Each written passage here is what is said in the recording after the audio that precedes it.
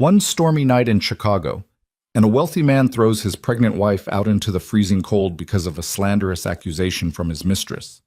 22-year-old Aria Bennett, pregnant and barefoot on the ice, penniless, collapses in the middle of a deserted street and nearly never gets up again. But that night, a black-armored SUV belonging to Chicago's most notorious mafia boss stops. And from there, everything changes forever. Don't go anywhere, mate. Hit like but. Comment with the city you're viewing so I know where in the world this story has touched you. The story begins now. The wind came in off Lake Michigan like something with teeth. It hit the north side of the Crow estate first, rattled the iron gates, stripped the last dead leaves from the oaks lining the driveway, then drove hard into the face of the woman standing barefoot on the frozen brick. Aria Bennett didn't flinch. Not because she was brave. She didn't flinch because she had nothing left. Her body had already gone past the point where cold registered as cold. It was just pressure now, just weight. She was 22 years old and 8 months pregnant, and she was standing outside in a February blizzard in a silk nightgown that cost more than most people's car payments. And the man she had married 18 months ago was watching her from behind the glass panel beside the front door. She could see his silhouette. She was certain of it. He wasn't moving. "Nathan!" Her voice came out smaller than she intended. She pressed her palm flat against the gate, the iron bit into her skin. "Nathan, please. It's freezing. Just let me—" The porch light went off. She stood there in the dark for a moment, breathing, watching the house settle back into itself like it had never known her at all. 3 years she'd walked those floors. She knew which staircase step creaked on the left side. She knew Nathan took his coffee with 2 sugars before noon and black after. She knew the way the master bedroom filled with gray morning light in winter, and how he'd looked at her once, just once, early in their marriage, like she was the only thing in the room. That man had not existed for a long time. Aria turned from the gate. Her feet hit the driveway, and the cold moved up through her soles like broken glass. She walked anyway. She didn't know where. The storm was a solid wall ahead of her, the streetlights swallowed by snow, the road gone somewhere under a foot of white. She walked because standing still wasn't an option anymore, and because the baby was moving, small rolling pressure, low in her belly, persistent and blind and alive. And that movement was the only thing keeping her legs working. She made it to the end of the long driveway before she started to shake. 2 hours earlier, the party had still been beautiful. Nathan Crow threw quarterly dinners the way other men built monuments, with the specific intention of being remembered. The house had been full of the kind of people who wore watches worth more than small houses and laughed at things that weren't funny. Crystal glasses, caterers in white jackets, a string quartet in the East Parlor playing something classical and forgettable. Aria had dressed carefully. She always dressed carefully for these things, aware that she was younger than most of the wives, that she came from a different kind of money. Old trust money, family money, the kind that was quiet and documented and hers, not performed. She wore deep burgundy. She kept her hair up. She smiled at the right moments. She had almost made it through the entire evening. It was Nathan's business partner, Douglas Fenn, who broke it open. He'd had too much scotch and he thought he was being charming when he leaned across the dinner table and said to Nathan, loud enough for the whole table to hear, "Heard your wife's been spending time out in Evanston with that architect fellow, Holden, or whatever his name is. Saw them myself couple weeks back. They looked comfortable." The table went quiet. Aria set down her fork. "That's not what that was." "I'm not saying anything," Douglas said, still smiling, like it was a joke. "Just making conversation." Nathan said nothing. He was cutting his steak. He kept cutting it, very precisely, for a long moment. Then he looked up at Aria. She had seen that look before. It wasn't anger. Anger she could have worked with. This was something colder, something already decided. "Nathan," she kept her voice even, "I ran into James Holden at the zoning board meeting for the foundation. You know that. I told you about it. It was 10 minutes in a parking lot." "You told me you were at the foundation offices," Nathan said. "I was. And then the zoning board was next door, and James was—" "You told me," Nathan said again, very quietly, "that you were at the foundation offices." She understood then that it didn't matter. Whatever she said, whatever truth she laid out, it wouldn't fit the shape of the story he'd already built in his head. Maybe he'd been building it for a while.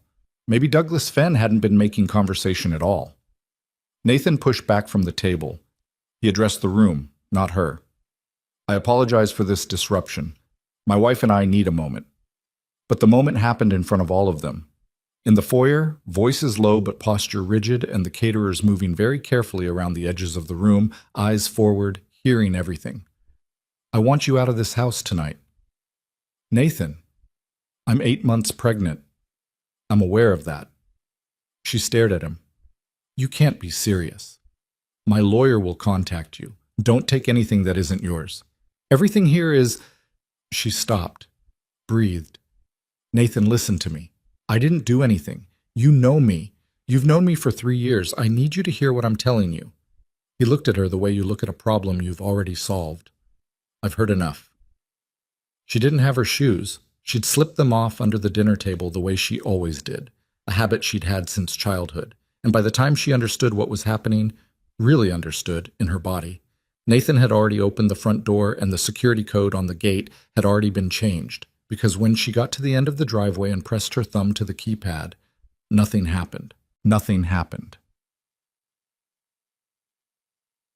The road beyond the estate was called Miller Creek Road, and it wound for 2 miles through dark trees before it hit anything resembling civilization. Arya knew this. She had driven it 1,000 times. She had never walked it. She walked it now.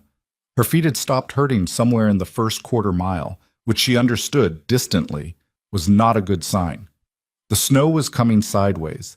She couldn't see more than 10 feet ahead.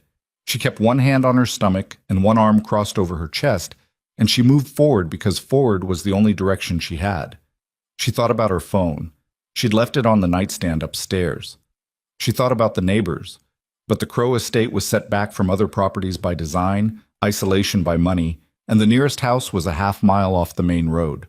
She thought about her mother, who had died 4 years ago, and her father, who had died when she was 9, and the family trust that her grandmother had established before any of them were born, the one her mother had always told her would be hers at 25. 3 more years. That money was 3 more years away, and Nathan knew the timeline exactly, and she had never once, not once, thought to wonder why that number seemed to matter so much to him. She was thinking about it now. The cold moved into her chest like a hand closing around her lungs. Her breathing went ragged. Her knees hit something, the guardrail at the road's edge, low and rusted, and she grabbed it and didn't let go for a long time, just stood there, bent forward, breathing into the wind, her body running the numbers without her permission. She couldn't make it 2 miles. She knew that now. Her body knew it. The baby moved again. Harder this time, insistent. I know, she thought, or maybe said out loud. I know. I'm trying. She straightened up. She took 3 more steps, then 4. Then her legs went out from under her, and the snow came up to meet her, and it was softer than she expected, softer and quieter. And the wind dropped away, and the cold stopped being cold and started being something almost like warmth, which she also understood was not a good sign, but understanding and caring were 2 different things, and right now she could only manage one of them. She closed her eyes. The convoy moved through the storm in tight formation. 3 vehicles, black, no plates visible through the snow, running Miller Creek Road because the highway had been closed for an hour and the route manager had rerouted them without thinking about what kind of road this was at 2 a.m. in February. Marco Russo rode in the second vehicle. He always rode second. Front was for scouts, back was for support, and second was where you needed to be if something went wrong in either direction. He'd learned that from a man who was dead now, killed for a different kind of mistake, and Marco had spent the decade since making sure he didn't make mistakes. He was 34 years old, and he had been working for Luca Moretti for 9 of those years, and he was not, by any standard anyone would use publicly, a good man. He knew what the organization did. He knew where the money came from. He'd done things he didn't catalog, because cataloging them didn't change them, and it didn't help him sleep either way. But he looked out the window. That was the thing about Marco. He always looked out the window. He saw the shape in the snow because the headlights caught the dark of her hair against the white. Just a flash, wrong color, wrong texture, something that didn't belong. And he said stop before he'd finished processing what he was seeing. What? The driver, a man named Teo, eased off the gas. "Stop the car." "Marco, stop the car." Teo stopped. Marco was out before the vehicle fully settled, moving around the front of the SUV into the headlight wash, and then he was crouching beside her. Young, very pregnant, lips going blue at the edges. And his hand was at her throat before he thought about it, feeling for a pulse, finding one, weak and uneven. "I need the trauma kit," he called back over his shoulder. "And someone wake the doc." "The doc is in vehicle 3, Teo said, coming up behind him. "Then wake him up." He didn't move her yet. "You didn't move them until you knew what you were moving." He pulled off his coat, $2,000 coat, Luca's Christmas gift. He thought about this briefly and then set it aside, and laid it over her and watched her chest move with one breath, then another, then a third. A door opened at the back of the convoy, and he could hear arguing. The doctor, an old man named Fiore, who was technically Luca's personal physician, but functioned as emergency trauma support when the organization needed it, which was not infrequently. And then boots in the snow, and Fiore was kneeling on the other side of her, already pulling gloves on. "How long?" Fiore said. "I don't know. Temperature's been below 12 for 3 hours. If she was out here..." Fiore pressed 2 fingers below her jaw, pulled back one eyelid. "She's alive. Barely. We need to move."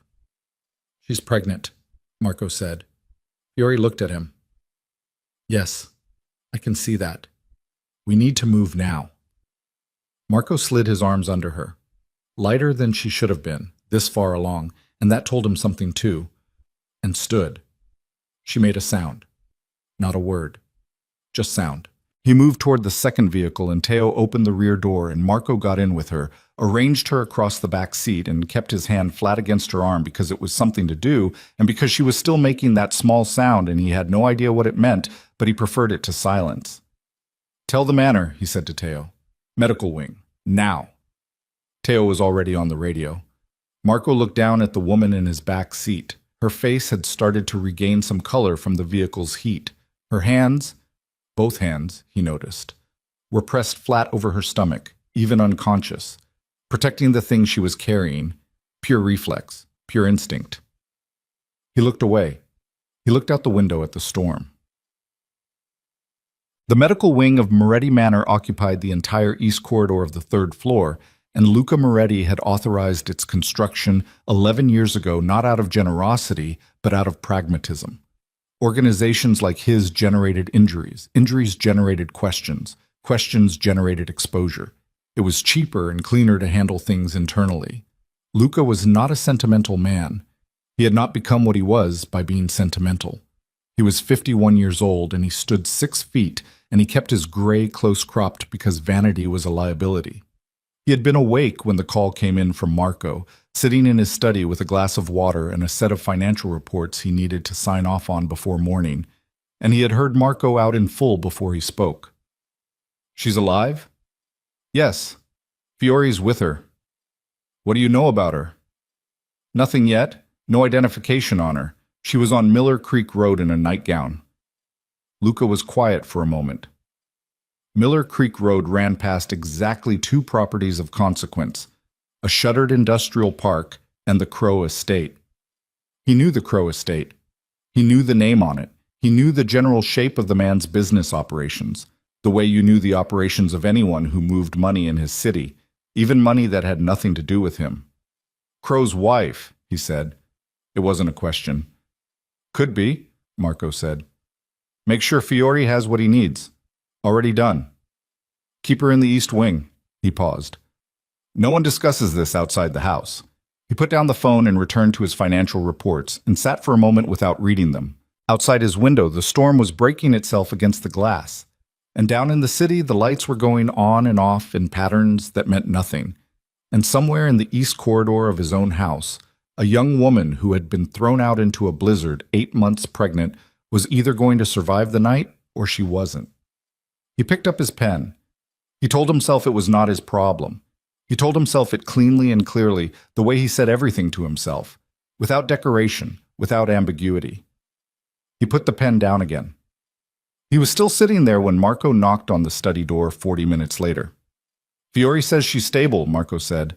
Baby's okay. Core temp's coming up. Luca nodded. She's going to have questions when she wakes up, Marco said. She will. What do you want me to tell her? Luca looked at his financial reports, at the numbers that had run his life for 3 decades, at the weight of the city he carried in this chair, in this room, night after night. Tell her she's safe, he said. Tell her that first. The rest can wait until morning. Marco nodded and started to go. Marco. He stopped. You did right, Luca said. Stopping. Marco didn't answer. He left. Luca turned back to his window. The storm was still going. The city was still lit. And somewhere not far from here, a man named Nathan Crow was sleeping in his warm house, confident in the decisions he'd made tonight. Luca thought about that. He thought about it for a long time.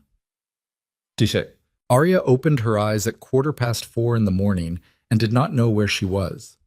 The ceiling was high and painted cream, and there was a medical monitoring unit beside her bed that was not a hospital unit. Too quiet, too private, no institutional smell. And she was warm, genuinely warm, for the first time in what felt like forever. She lay still and took inventory of herself. Hands, feet. She could feel her feet. Good. She was connected to an IV line. Her nightgown had been replaced with something soft and clean. She put both hands on her stomach. The baby moved. A slow, deliberate roll, the kind that felt almost like reassurance. Arya closed her eyes. She breathed. Then she opened them and looked at the man sitting in the chair against the wall. He was 30-something, dark-haired, with the kind of face that had been broken at least once and had healed into something harder than it started. He wasn't asleep. He was watching her with the stillness of someone who had spent a lot of time watching things. You're awake, he said. Where am I? Somewhere safe. He leaned forward, elbows on his knees, voice even and direct. My name's Marco. You were on Miller Creek Road. You'd been outside long enough that it was becoming a problem. We brought you here. We. My convoy. I work for the household. She parsed that. Whose household? He looked at her for a moment. That's a conversation for when you're feeling more steady. I'm steady now. He almost smiled at that. Didn't quite. The doctor says you're both okay. You and the baby. You need to stay warm, stay still, stay hydrated. You lost about 2 hours of body temperature you can't afford to lose again. He said it without softness, just information, delivered straight. 2 hours, she said. Give or take. She thought about what had happened in those 2 hours before she'd lost consciousness. About Nathan's face in the foyer. About the keypad at the gate and the porch light going off. About the shape of what she'd been too naive or too hopeful or too in love to see until tonight. The baby moved again. Okay, Arya said quietly, more to herself than to him. Marco watched her. You want to tell me what happened out there? She looked at the ceiling. Not particularly. That's fine. But I need to know something. She turned her head toward him. The man who lives here. Who is he? Marco held her gaze. He didn't hesitate, which she respected. His name is Luca Moretti. She knew that name. Everyone in Chicago knew that name. It lived in a specific register. The kind of name people said quietly in certain rooms. The kind of name attached to certain news stories that always seemed to resolve without resolution. The kind of name that made lawyers and politicians choose their words very carefully. Arya looked at the monitoring unit beside her, at the IV line in her arm, at the clean room and the careful silence, and the man sitting watch in the chair. She thought about Nathan Crow, who had locked the gates behind her. She thought about what it meant that she had ended up here, of all places, in this house, under this roof. And somewhere beneath the fear and the cold still working its way out of her bones, something quiet and dangerous was beginning to sharpen. A question she hadn't let herself ask before tonight, about the family trust and the timeline and the look on Nathan's face in that foyer. Not anger, something colder, something that had been planned. Get some sleep, Marco said. I don't think I can. Try anyway. She turned back to the ceiling. The storm was still audible somewhere beyond the walls. Muffled now, distant, but present. Still going. She had no phone, no money, no shoes, no documentation of anything. But she was alive, and the baby was alive. And something her mother had told her once, years ago, when Arya had been too young to understand what she meant, was working its way to the surface now. The trust is yours, her mother had said. Whatever happens, it's yours, and it's documented. And no one can take what's documented. Arya closed her eyes. She thought, what if someone's been trying? She thought, what if Nathan's been trying for longer than tonight? And she thought, what if the man sleeping somewhere in this house isn't the danger I should be afraid of? Outside, the storm kept going. Inside, Marco Russo sat in his chair and watched the door, the way he always watched things. Steady, patient, already thinking 3 steps ahead of the problem. Neither of them slept, and in his study, 1 floor up, Luca Moretti sat with his untouched financial reports and his glass of water, and the particular silence of a man who has just made a decision he hasn't yet admitted to himself. And his phone buzzed once, a text from an unknown number, 4 words that made something cold move through his chest. He read the message. He read it again. He set the phone face down on the desk. She was never supposed to survive. The text sat on Luca's desk like a splinter under the skin. She was never supposed to survive. He didn't pick the phone back up. He sat with his hands flat on the desk surface and his breathing steady and deliberate, the way he'd trained himself to breathe when something surprised him, which was rare enough that the discipline almost never got tested anymore. He was 51 years old and very few things surprised him. This surprised him, not the content. He'd understood the content immediately, the way you understand a language you grew up in. Someone had wanted the girl dead.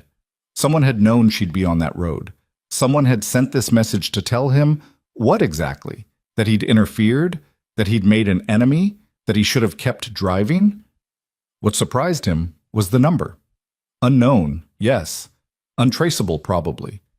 But the syntax was clean and the timing was precise, sent within minutes of Arya's arrival at the manor, which meant someone in his convoy, or someone watching his convoy, or someone who had access to information that should not have been accessible. He picked the phone up. He called Marco. Marco answered on the second ring, which meant he hadn't been sleeping either. The convoy route tonight, Luca said. Who authorized the Miller Creek reroute? A pause. Short. Teo said it came through dispatch. Highway closure. Get me the dispatch record, and I want to know who else knew our movement tonight. Another pause. Longer. You think the girl wasn't an accident? I think accidents don't send text messages. He read it to Marco. Verbatim. No editorializing. The silence on the other end had a specific texture. Marco processing, Marco filing, Marco already 3 moves into the problem. I'll have the dispatch record by 6. You want security on her room? I want it quiet. 1 man. Someone you trust completely. That's a short list. I know. Use it anyway. He hung up. He looked at the financial reports. He didn't read them. Us. By 6 in the morning, the storm had broken and left the city scraped clean and white and brutal under a pale sky. And Arya was sitting up in the medical bed eating toast that someone had brought without her asking, which meant she was being watched more carefully than she'd been told. She ate the toast. She was hungry enough that pride wasn't a factor. Dr. Fiore came in at 6:30. A small, precise man in his 70s, with the kind of hands that had clearly been trained for something delicate and had never quite lost the posture of it. He checked her vitals without much conversation, pressed 2 fingers against the side of her stomach with professional efficiency, asked her to breathe in and out, watched the monitoring readout, and then sat down in the chair Marco had occupied through the night. The baby is in good position, he said. Heart rate is normal. Your core temperature is restored. You'll feel the fatigue for several days. Your body burned significant resources last night. You need to eat, rest, and avoid stress. Arya looked at him. Is that a joke? It's a medical directive. What you do with it is your business. He folded his hands in his lap. You're approximately 34 weeks. The baby could deliver early without serious consequence, but we would prefer she doesn't. So, eat, rest, do not agitate yourself unnecessarily. She, Arya said. Fiore paused, nodded once. Slip of the tongue. I apologize. She didn't think it was a slip. He'd seen the monitoring data. She filed it away. A daughter, and felt something move in her chest that wasn't quite grief and wasn't quite joy, but lived in the narrow corridor between them. I need a phone, she said. I'll pass that along. I need it today. I'll pass that along today. He stood, straightened his jacket. Someone will come to speak with you this morning. I'd suggest eating more before then. He left. Arya ate more. She ate everything on the tray, mechanically, efficiently, because Fiore was right and she knew her body and her body needed fuel. She thought while she ate. She cataloged what she knew and what she suspected and where the gaps were, and the gaps were very large and shaped like Nathan Crow's face. The family trust, established by her grandmother, Eleanor Bennett, in 1987. Managed by a law firm in the Loop, Harwick and Associates, 3 partners, old money discretion. Arya had received detailed accounting every year on her birthday. The trust was valued at last report at approximately $430 million. It transferred to her full control at age 25, per the terms of the original document, with no provision for spousal access. No provision for spousal access. She told Nathan this. She told him before they married, clearly, in the presence of her own attorney. He'd been gracious about it. He'd said it didn't matter. She had believed him. She looked at the window, snow on the sill, pale morning light. Nathan's business operations, from what she'd observed across 18 months of marriage, were profitable but leveraged, aggressively, sometimes uncomfortably so. He borrowed against future returns. He moved money in complicated patterns that he'd explained to her once in terms she'd mostly followed, and then never raised again, because he'd made it clear that his finances were his domain and hers were hers, and that arrangement had seemed reasonable at the time. She thought about what reasonable had cost her. She thought about what it would cost her daughter. So, Marco came back at 8. He looked like a man who hadn't slept and had made peace with that fact a long time ago. He brought coffee, 2 cups, which told her something about his assumptions, and sat in the chair and set 1 cup on the bedside table and drank from the other without ceremony. She took the coffee. It was good coffee. Real coffee. Not the institutional sludge she'd expected. The man who owns this house, she said, Luca Moretti. He wants to talk to me. He will. This afternoon. Why not now? Because he's dealing with something. Marco's voice was flat. Not defensive, just accurate. Something that involves me. He looked at her over his coffee cup. What makes you say that? Because you're here instead of sleeping, and you look like sleeping is something you needed about 3 hours ago. He almost did the not quite smile again. Sharp, he said. It didn't sound like a compliment or an insult, just an observation, like noting the weather. I want to know what's happening, Arya said. I understand I'm in a position where I don't have a lot of leverage. I'm not going to pretend otherwise, but I'm also not going to sit in this room and eat toast and wait for people to decide what I need to know. Marco looked at her for a long moment. Then he set down his coffee. What do you know about your husband's finances? The directness caught her slightly off guard. She adjusted. Enough to know they're complicated. Why? Because my employer has reason to believe last night wasn't an impulsive decision on your husband's part. He said it clean, no decoration. We think there's planning behind it. We're trying to understand the shape of it.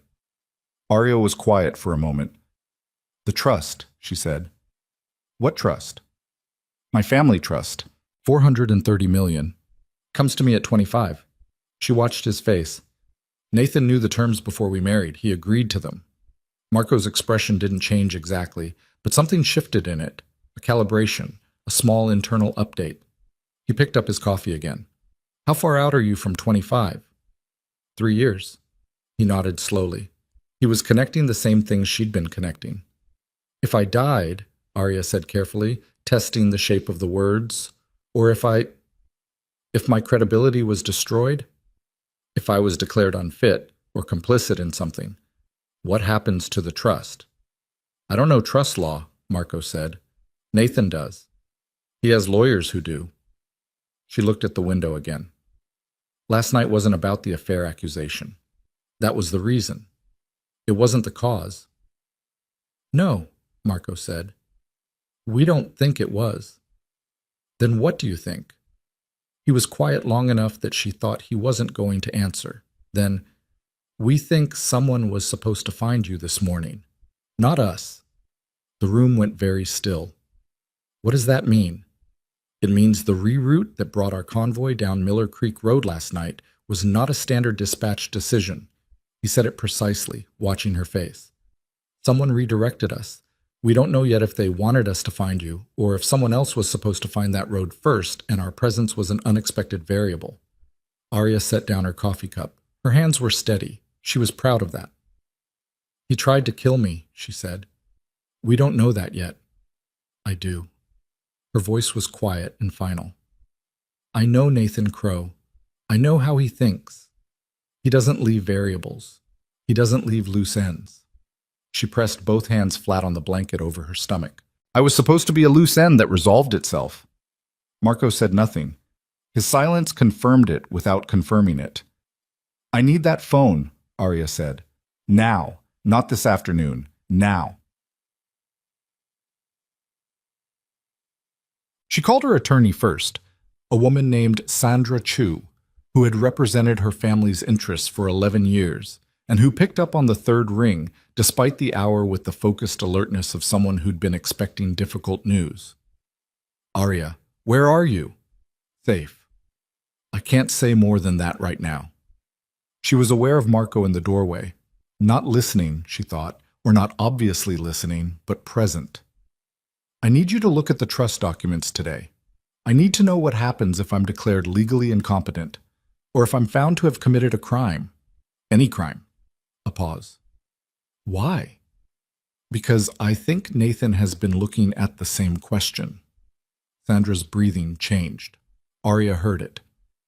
I'll pull the documents this morning. Arya, are you and the baby? We're fine. We're both fine. She closed her eyes briefly. I need you to also look at any documentation of the marriage that touched on the trust terms, any modifications he may have tried to introduce, anything I signed in the last 18 months that I should look at again. That's a significant review. I know. Start today.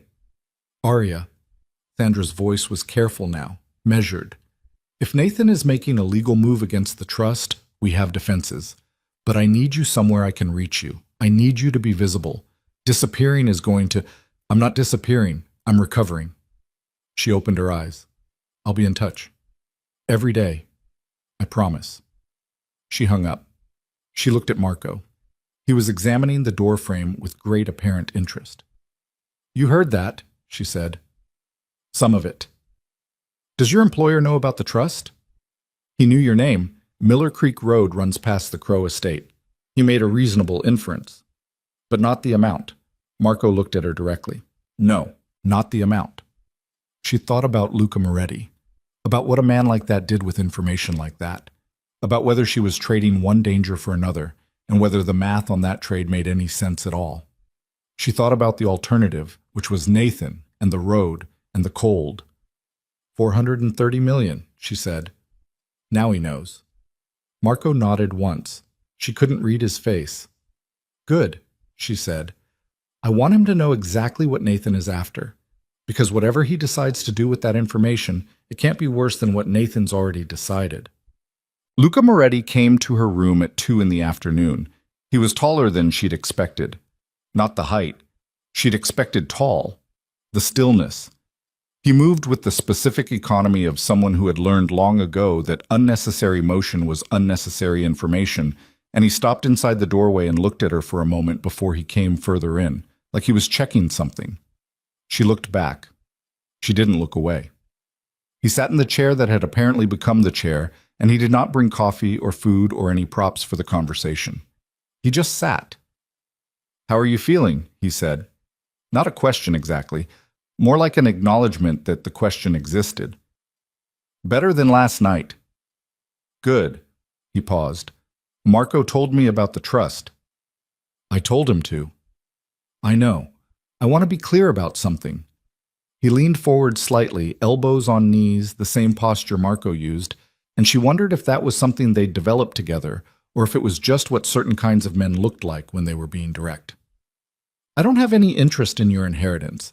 I'm telling you that now because you're going to think it eventually, and I'd rather deal with it now than have it be a current running underneath everything else. She studied him. You're telling me not to worry about your motives. I'm telling you my motive. You can verify it or not as you see fit. What is your motive? He was quiet for a moment. Someone sent me a text message last night. 4 words. I'm going to tell you what it said because you have the right to know. He said the words exactly. She was never supposed to survive. The room was very quiet. Someone in your organization, Arya said, or someone watching it. We don't know yet. But whoever it was, they wanted you to know I was still alive. Or they wanted me to know that letting me find you was a mistake they intended to correct. She thought about that, about the 2 interpretations and what each one meant and which one was more dangerous, and whether it even mattered because she was here either way, in this house, with this man, and Nathan Crow was somewhere across the city sleeping or not sleeping, knowing or not knowing that she was still breathing. Why are you telling me this? She asked. Because if someone comes for you here, I want you to understand why, and I want you to be prepared, not surprised. Surprised people make bad decisions.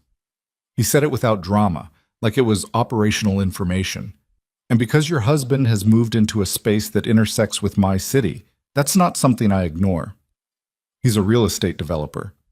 He's a man who's borrowed significant sums from people who are not banks, and who has apparently decided that his pregnant wife's death is a more efficient solution than restructuring his debt. Luca said it flat and unadorned. That makes him my problem, separately from what he did to you. Arya looked at him, really looked at him. Not at the reputation, not at the name, but at the face, which was tired in the way that long-term wait made people tired, and which was watching her with the careful attention of someone who was used to reading rooms and was finding this one harder than usual. You want something from me, she said. I want information about his finances, his partners, the shape of what he's built, and where it connects to the people he borrowed from. He held her gaze. You were inside that marriage for 18 months. You know things you don't know you know yet. And in exchange, you're already here. You're already safe. I'm not dangling that as a negotiation. He sat back slightly. In exchange, I find out what happened last night, and I make sure it doesn't happen again. To you or the baby. Arya thought about Sandra Chu and the trust documents, and the 3 years she had left until 25, and what Nathan apparently intended to do with those 3 years. She thought about the text message. 4 words. The specific cruelty of reducing a person to that. She looked at Luca Moretti, a man who ran things she didn't want to name out loud, a man who had, for reasons that were apparently complicated and not entirely altruistic, kept her alive. I'll tell you what I know, she said, but I want something else besides protection. He waited. I want resources to investigate the trust tampering myself. My lawyer is already on it, but I need more.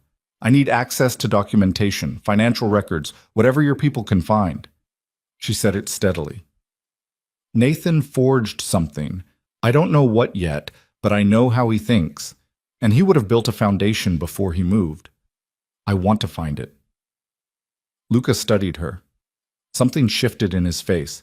Not warmth exactly, but the edge of something that might have been respect. That can be arranged. Then we have an arrangement. He nodded once. He stood to go. Moretti. He stopped. The text message, she said. The person who sent it. Do you think they're inside your house? He looked at her. I think it's possible. Then we're both in danger. Yes, he said. We are. He left. Arya sat with that for a long time. The specific weight of we in a sentence like that, coming from a man like that, in a house she didn't know, carrying a daughter she hadn't named yet. She pressed her hands flat on her stomach. The baby moved, slow and deliberate, present. I know, Arya thought. I know. We're going to have to be very careful. Marco found the dispatch record at 4 in the afternoon, and what it showed him made him sit down in the corridor outside the server room and stay there for 3 minutes without moving. The reroute to Miller Creek Road had been authorized at 11:47 the previous night. It had come through their internal dispatch system using a verified operator code. The code belonged to a man named Dario Seti. Dario Seti had worked for Luca Moretti for 6 years. He was 31 years old. He handled route management and convoy logistics for every movement the organization made in the northern quarter of the city. He was also, Marco knew, had known for 2 years, had never had reason to think mattered, the nephew by marriage of Douglas Fenn. Douglas Fenn, who had spoken at Nathan Crow's dinner table last night. Douglas Fenn, who had started the conversation that had ended with Aria Bennett on a frozen road. Marco sat in the corridor and thought about the specific shape of what he was looking at. The inside man, the dinner party, the reroute, the text message, and understood that whatever this was, it had been planned well before last night. Last night was not an improvisation. Last night was a scheduled event that had simply... Marco didn't move for 4 minutes. He knew it was 4 minutes because he was looking at his watch when he sat down, and he was looking at it when he stood back up. And the number between those 2 moments was the amount of time it took him to understand the full weight of what he was holding. Not the logistics of it. The logistics were already clear. The weight of it, the specific human cost of 6 years of proximity, of trust extended and accepted and quietly, carefully weaponized, that took 4 minutes to settle into something he could carry without dropping. Dario Sete. He said the name quietly in the empty corridor, the way you test a word that's changed meaning on you.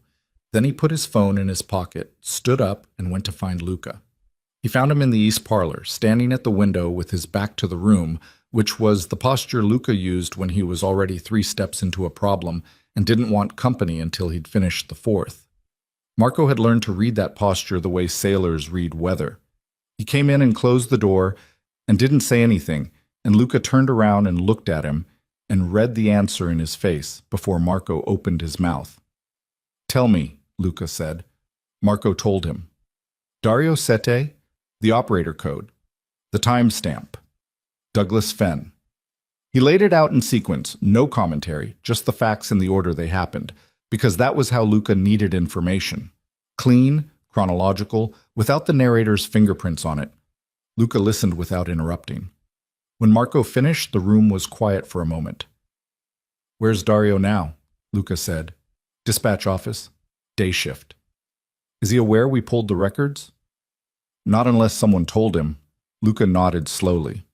His face was doing the thing it did when the anger was present, but completely interior. No surface tells, no jaw tension, nothing visible. Just a quality of absolute stillness that was somehow worse than visible anger. Marco had seen it maybe a dozen times in 9 years. It never got easier to be in the room with. "I want him in the lower office in 20 minutes, Luca said. "Don't tell him why. Don't give him any indication. If he runs, we'll know more than we know now. And if he doesn't, then we'll know something different." He looked at Marco steadily. "You brought him in 6 years ago." "I did." "That's not an accusation." "I know." Marco held his gaze. "It still sits on me." Luca said nothing to that, which was the only honest response. He moved toward the door. "Luca." Marco said it quietly. "There's one more thing. The connection to Fenn. Fenn is Crow's partner, but Fenn also has exposure on the Lakeshore Development Project, the one with the zoning irregularities, the one your attorneys flagged 8 months ago." Luca stopped. "That project ran through 2 of our shell intermediaries," Marco said. "Clean on paper, but if Fenn is working with Crow, and Crow is coming after the girl's trust, and someone is inside our dispatch..." He paused. "This might not just be about the money she's carrying." The silence stretched. "They might be building something against us," Marco said, "using the girl as the opening move." Luca turned that over. "Get Dario." Dario Sete walked into the lower office looking mildly confused and not particularly afraid, which told Marco one of 2 things. Either he was innocent and the code had been used without his knowledge, or he was good enough at this that he'd prepared for the possibility of being called in.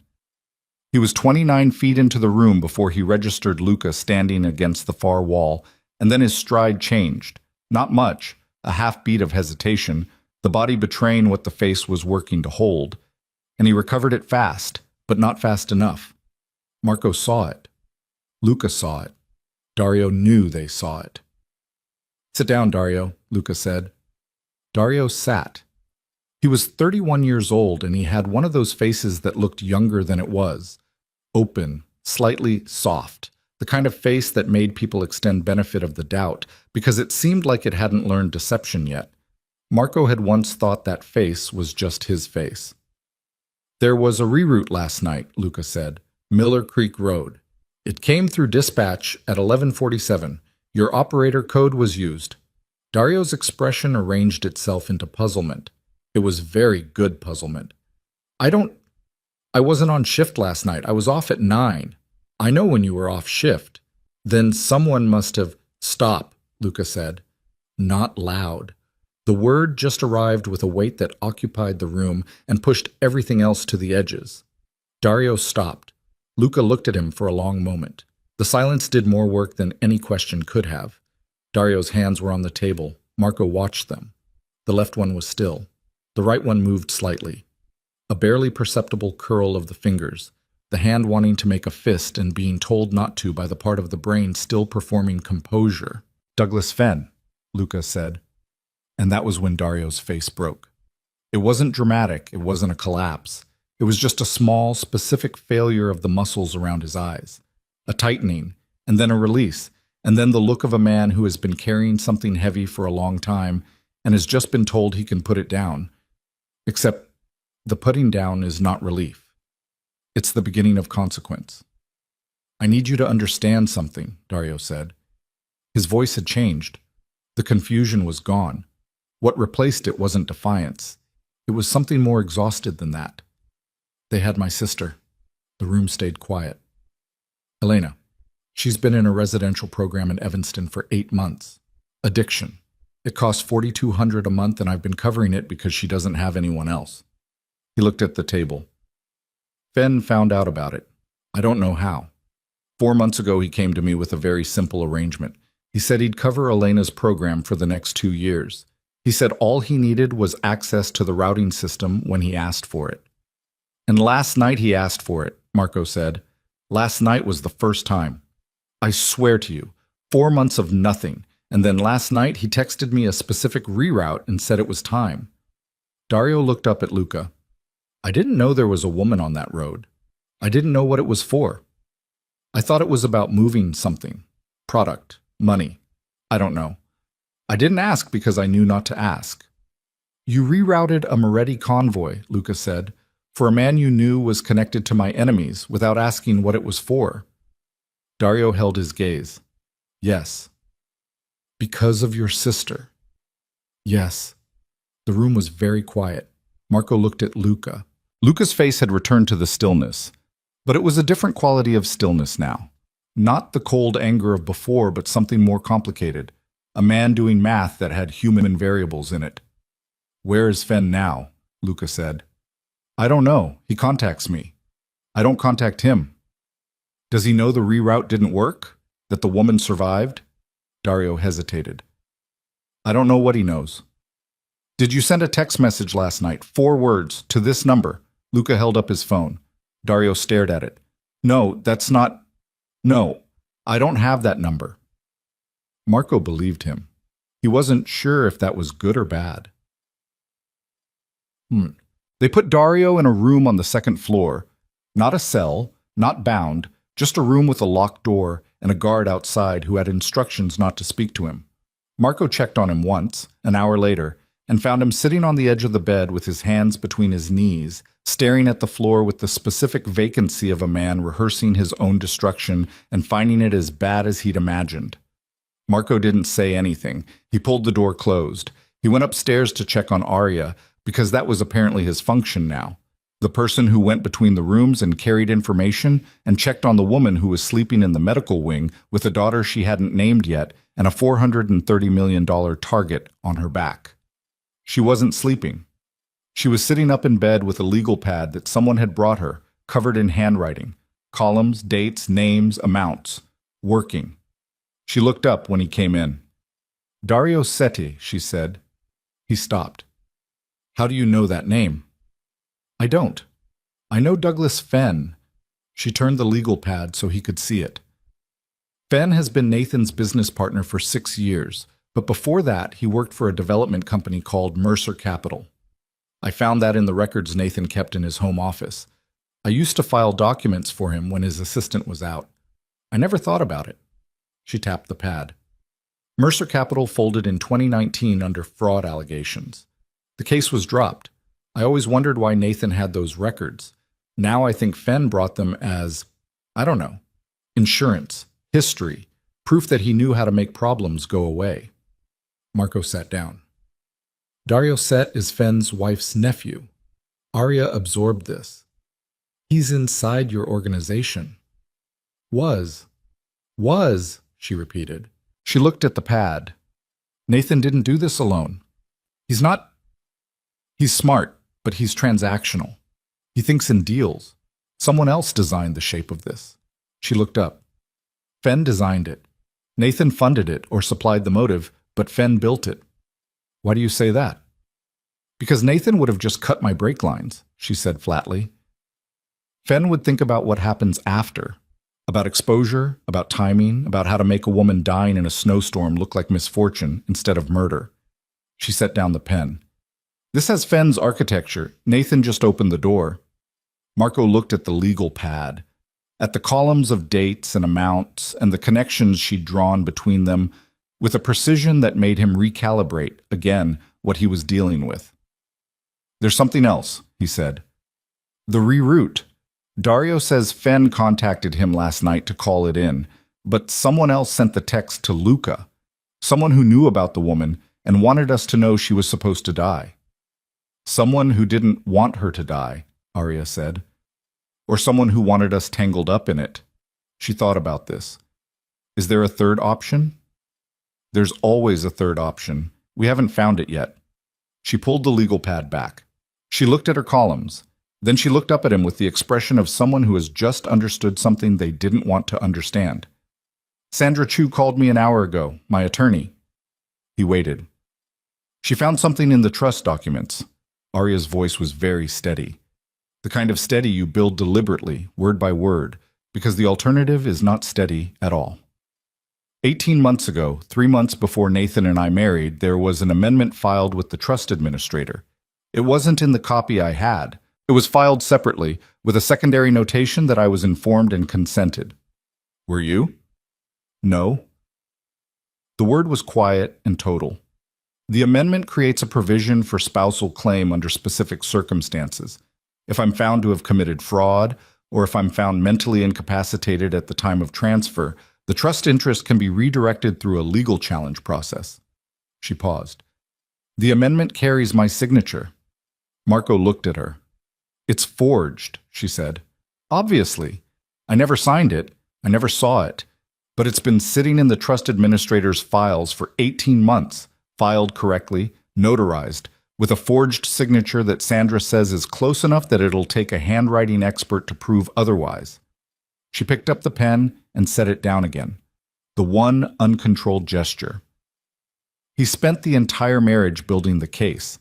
The affair accusation, the public scene, that's not the move. That's the setup. The move is what comes next. He files for a mental incompetency proceeding, or he files fraud allegations, and the amendment gives him standing to challenge the transfer. While you're isolated, discredited, and... Marco stopped. And preferably dead, she said. Yes. She looked at him steadily. I was never supposed to fight this. I was supposed to be found in the snow in the morning. Tragic accident. Grief-stricken widower with standing to contest a trust amendment his dead wife apparently agreed to 18 months ago. The room was very, very quiet. Sandra can fight the amendment, Arya said. But it takes time. Months, maybe more. And while it's being fought, Nathan can file for an injunction on the transfer, which freezes the entire trust. She pressed her lips together. He doesn't even need to win. He just needs to delay long enough to... She stopped, breathed. He has debts, Marco. Big ones. He needs liquidity. He needs it faster than his legitimate business can generate it, and the trust would solve every problem he has. Marco sat with this for a moment. Then, How long has Sandra had the documents? She found the amendment this morning. She's been verifying it for hours. Has she told anyone else? Filed anything? Arya's expression shifted. A small, cold recalibration. Why? Because if Fenn built this and he has someone in our dispatch, he may have someone in other places too. And if Sandra Chu files anything before we know the full shape of the network, she'll tip them off, Arya said quietly, or she'll become a problem they need to address. Arya looked at the legal pad. At 18 months of her own life rendered in columns of evidence she'd been living inside without knowing it was evidence. She thought about Sandra, competent, loyal, careful Sandra, who had served her family for 11 years. I have to call her, Arya said. I have to tell her to stop, to not file anything yet. Yes. She picked up the phone. Then she put it down.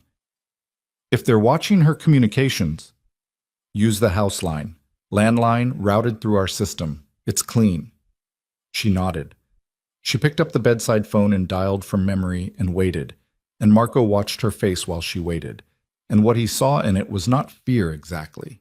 It was something more considered than fear, something that had looked at the situation from every angle and arrived at a specific conclusion about what was required.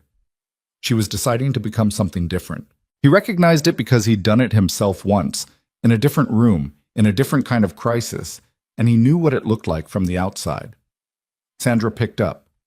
Arya spoke quickly, quietly, clearly. She told her to stop, to secure the documents, to file nothing and contact no one until she heard from Arya again. Sandra pushed back.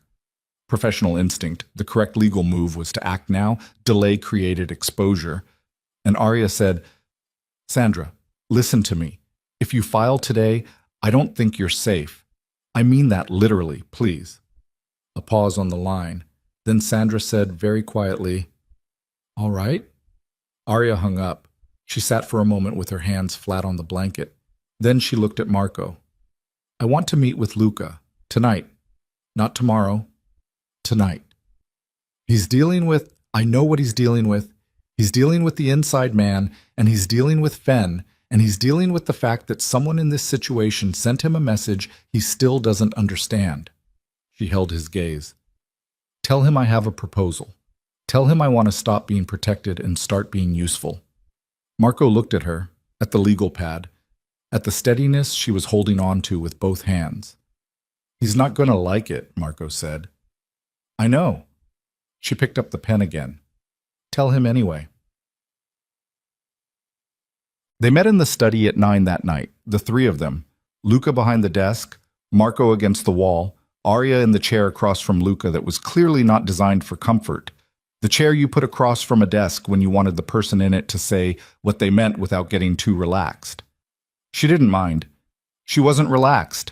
She told them about the amendment, about Sandra, about what she understood of Fenn's architecture and Nathan's financing, and the specific timeline she'd reconstructed from 18 months of marriage to a man she now understood she had never actually known. Luca listened. He was very good at listening, the kind of listening that cost you nothing on the surface and accumulated everything underneath. When she finished, he said, What's the proposal? The amendment is forged, she said, but proving forgery takes time and the right expert and a court proceeding that Nathan can delay and complicate. Fighting him through legitimate channels while he has money and lawyers and a forged document with my signature on it. She shook her head. He'll bleed it out. He'll delay until I'm broke or dead or both. So I don't fight the amendment directly. She looked at him steadily. I find the original fraud. Not the amendment. The fraud underneath it. The money he borrowed. Who he borrowed it from. What he promised them in return. Because if Nathan promised someone a piece of that trust, there's a paper trail, a real one. And a paper trail like that doesn't just expose Nathan. It exposes everyone he's connected to. She paused. Including Fenn. Luca was quiet. You have access to financial records I don't, she said. You have people who know how to find things that are meant to stay hidden. And I have 18 months of being inside that marriage. I know his patterns, his contacts, the names he mentioned and then never mentioned again, the phone he kept in his jacket instead of his desk. You want to run an investigation, Luca said. "I want to run it with you. Your resources, my knowledge. And what happens when we find it? We take it to the FBI." She said it directly, watching his face for the reaction. "Federal investigation, full exposure, not just Nathan and Fenn. The whole structure, whoever they borrowed from, whoever helped file the forged amendment, whoever sent someone to make sure I didn't survive last night." The room was quiet. She knew what she was asking. She knew what it cost a man like Luca Moretti to bring federal investigators anywhere near his operation, even tangentially, even for someone else's crime. She knew it was an enormous thing to put on the table, and she put it there anyway because she had no other move, and because she believed, on the basis of very little evidence and a very short acquaintance, that this man valued a certain kind of integrity even if the world he operated in didn't. Luca looked at Marco. Marco's face gave nothing. Luca looked back at Arya. "If we do this, it has to be controlled. Surgical. The investigation touches Crow and Fenn and the specific network around the trust fraud. Nothing else. That's all I need. If it goes wider than that, it won't. Not from my end." He studied her. "You were a real estate developer's wife 6 months ago. You were going to charity galas and filing foundation paperwork." "Yes." "And now you're sitting in my study proposing a coordinated federal sting operation. I'm proposing we gather the evidence for one," she said.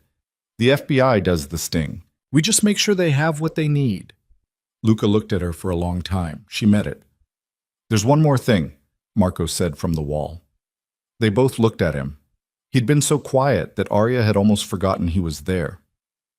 Dario said Fenn contacted him last night, texted him the reroute.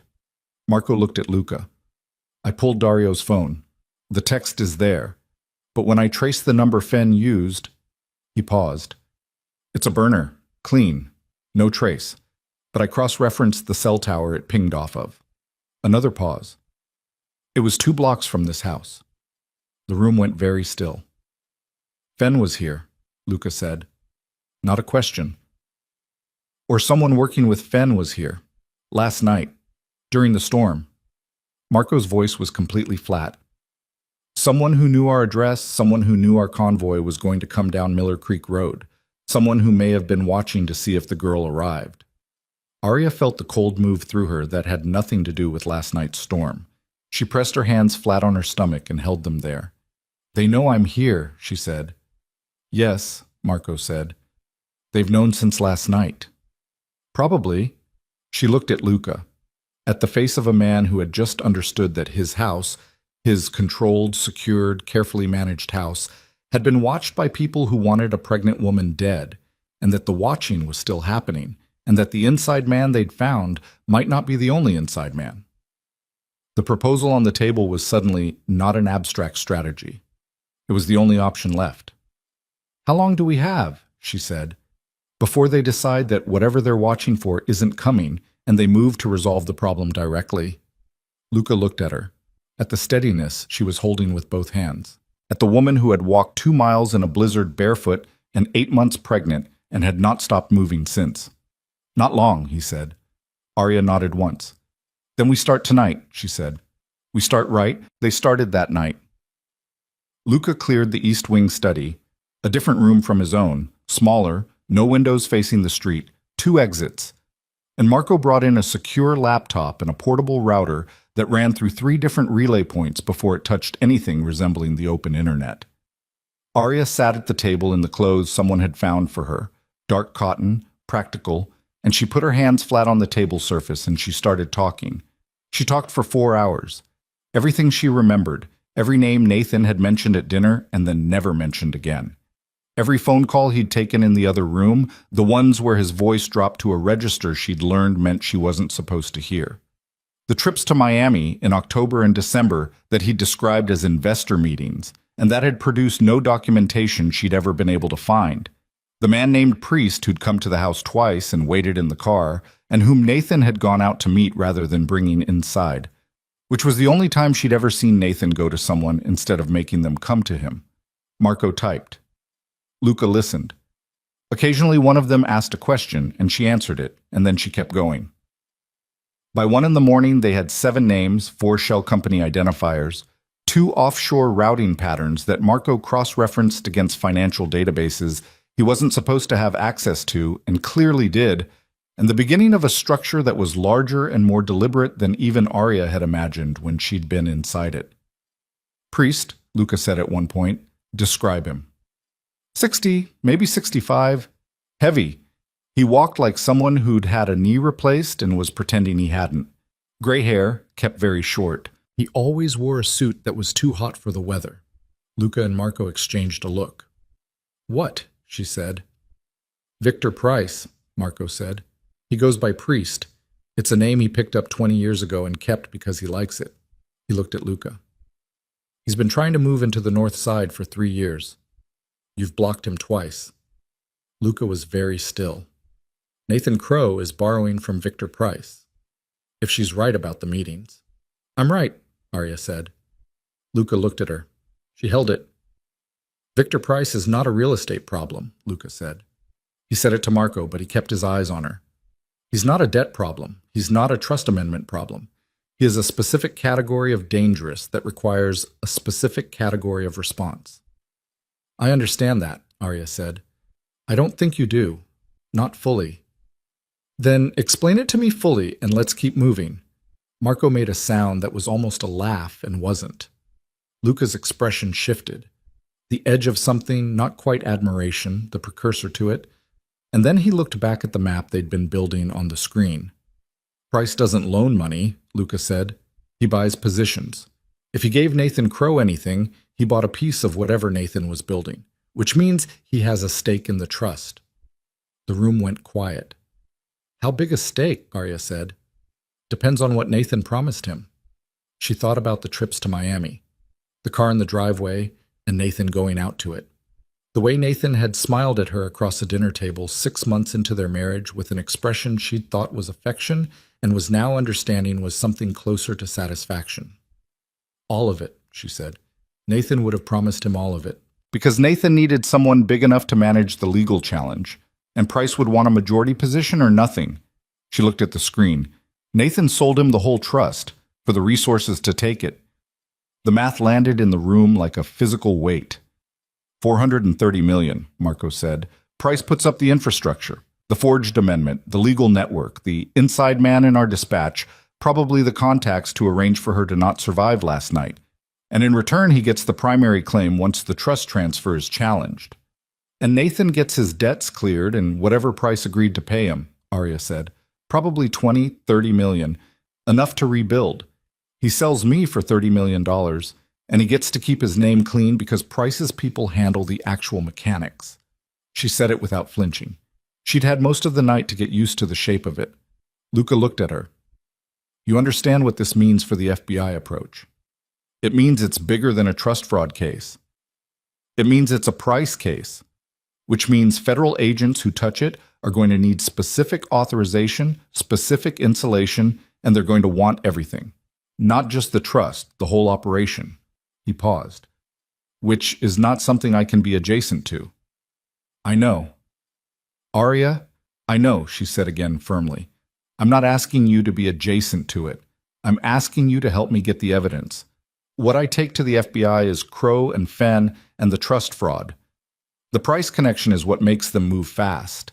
But I present it as a thread they pull on themselves. You're not in it." Luca looked at her for a long moment. "You've thought about this carefully." "I've thought about nothing else for 6 hours." He nodded slowly. He looked at the screen. He looked at Marco. Marco gave nothing, which meant he thought it was Luca's call and was staying out of it.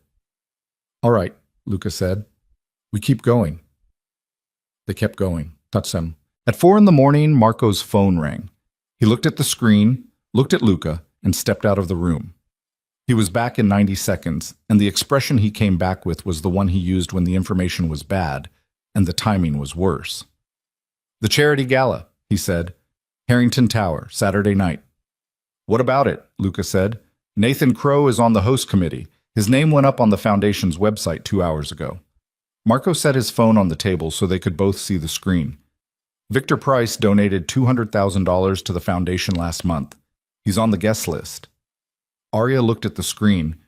At Nathan's name in clean serif font next to a photograph of him in a tuxedo, smiling the smile she'd watched him calibrate for public consumption across 18 months. "They're going to be in the same room Saturday night," she said.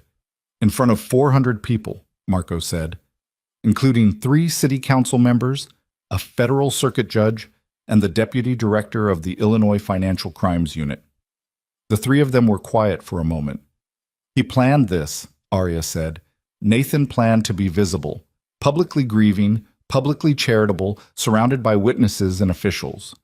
She looked up. "He thinks I'm dead. This is the victory lap." "It's also an opportunity," Luca said. She looked at him.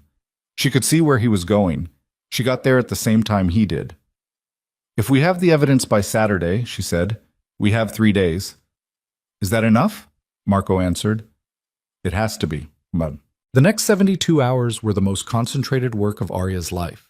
She slept in 4-hour intervals and ate when Marco put food in front of her, and spent the rest of the time in the East Wing study, building the case document by document, cross-referencing her memory against Marco's databases, against the financial records Sandra Chu was quietly, carefully pulling from the trust administrator's files through a back channel that kept her name off the request.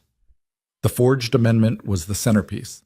Sandra had identified a notary stamp on the document that belonged to a firm in Evanston that had closed in 2021, a firm that existed in the document but couldn't have notarized anything on the date listed because it had ceased operations 8 months prior. The signature was forged. The notarization was fraudulent. The whole document was a fabrication filed by someone with access to the trust administrator's system and enough legal sophistication to make it look routine. Sandra found the access log. It had been scrubbed, but not completely. A partial IP trace that led to a legal services firm in the loop called Meridian Consulting. Meridian Consulting shared an address with one of the shell companies Marco had pulled from Arya's recollections. The shell company connected to a holding entity registered in Delaware. The Delaware entity had one listed officer, Douglas Fenn. By Thursday morning, they had a chain of evidence that ran from the forged amendment through Fenn's shell network to the Miami meetings with Price and back to Nathan Crow's personal accounts, where 3 transfers totaling $8 million had moved through an intermediary and then disappeared into a Cayman routing structure that Marco traced with the focused patience of a man who had learned this skill in a context he never discussed. "This is enough," Arya said Thursday afternoon, looking at the printed document stack. 47 pages. "This is more than enough." "For the trust fraud," Marco said. "Yes. For a federal case." "Potentially." He looked at her. "You need someone inside the Bureau who can move fast and quiet. Someone who already has an interest in Price." "I don't know anyone inside the Bureau." "I might," Luca said from the doorway. They both looked at him. He'd been in and out, managing whatever else he managed, the organization that existed parallel to this work. And he looked like a man who hadn't slept much more than she had. "There's an agent named Carver," Luca said. "She's been building a Price case for 4 years. She's clean. I've had reason to check. If you bring her this documentation with a credible witness and a direct connection to Price's funding of the trust fraud, she'll move." "Will she move by Saturday night?" "If I make the introduction, yes." Arya looked at him. At the specific cost of what he'd just offered, a man in his position making a direct introduction to a federal agent was not a small thing. It was not a reversible thing. "Luca, don't," he said, not unkindly. "I've been thinking about Victor Price for 3 years. If this gets him off the board, the cost is manageable." He looked at the stack of documents. "Make copies of everything. Originals go to Sandra, copies to Carver." He left. Marco looked at Arya. She looked at the documents. "He does that," Marco said. "Makes a decision and then leaves before you can argue with it." "Is that a personality trait or a strategy?" "Both," Marco said. He started making copies. Saturday came in cold and bright, the sky that particular shade of Chicago February blue that looked beautiful and meant the temperature was below 0 and the wind off the lake was not manageable in formal wear. Arya stood in front of the mirror in the East Wing bedroom in a dress that was not hers, deep green, fitted to a body that wasn't quite her current body, but was close enough because someone had thought ahead about this, and she was trying not to think too carefully about who and why. And she looked at herself for a long time. 8 months pregnant, 47 pages of evidence, a federal agent named Carver who had met with Luca the previous afternoon for 90 minutes and had emerged from that meeting with an expression Marco described as focused, and Arya understood to mean operational. The gala was at Harrington Tower, 42nd floor, 400 guests, Nathan Crow on the host committee, Victor Price on the guest list. She pressed both hands against her stomach. "We're going to be okay," she said quietly. To the mirror. To her daughter. To herself, whoever she was now. Not the woman who'd dressed carefully for Nathan's parties, not the woman who'd stood at a gate in the snow, something that had grown out of both of those and was harder than either. Marco knocked on the open door.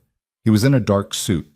He looked at her and then away, which was his version of the observation that she looked different than she had 6 days ago, standing in a frozen ditch. "Carver's team is in position," he said. 3 agents on the floor, 2 in the lobby. She'll wait for the presentation." "The presentation," Arya said. "Luca has the AV access." She turned from the mirror. "How?" "He knows someone on the venue staff." Marco said it without elaborating. She picked up the small clutch that held her phone, her ID, and a USB drive with 47 pages of evidence on it. "And if something goes wrong, I'll be 4 feet from you the entire night." "That's not what I asked." He looked at her directly. "Nothing goes wrong." "Marco." "Nothing goes wrong," he said again. The repetition wasn't empty. It was a commitment, and she heard it as one. She nodded. She walked past him into the corridor. Harrington Tower's 42nd floor looked the way Nathan's world always looked, lit expensively, populated by people in expensive clothing performing comfort they'd practiced so long it had almost become real. The string quartet was in the corner. The catering staff moved with the choreographed invisibility of people trained not to exist. Arya came in through the side entrance with Marco 2 steps behind and stood for a moment at the edge of the room, getting her bearings, finding the exits, finding the AV setup against the north wall, finding the federal agents she couldn't identify by sight but knew were there because Carver had told Luca and Luca had told Marco and Marco had told her. She found Nathan in 40 seconds. He was across the room near the bar, in a tuxedo, holding a glass of something amber and talking to a city council member whose name she couldn't remember. He looked well. He looked rested. He looked like a man at a party he was confident about attending. He hadn't seen her yet. She watched him for a moment, the way he laughed at something the council member said. Not a real laugh, the social reflex of it, the small performance. She had lived inside that performance for 18 months and mistaken it for a person. Her chest was doing something complicated. Not grief, not fear. Something older and less nameable. The specific pain of understanding a thing correctly when understanding it correctly comes too late to have changed anything. She looked away from Nathan. She found Victor Price near the window on the east side of the room, and he was exactly as she'd described him. Heavy, careful about his knee, suit too formal for the temperature. He was talking to Douglas Fenn, and she could see from their body language that it was a business conversation, not a social one. They were managing something. She touched Marco's arm. He followed her gaze. "Price and Fenn," she said quietly. "Together." "I see them." "Where's Luca?" "He's here." She scanned the room. She found him near the AV wall, talking to a man in a venue jacket, relaxed, unhurried, the practiced ease of someone who is never where he is by accident. He caught her eye from across the room.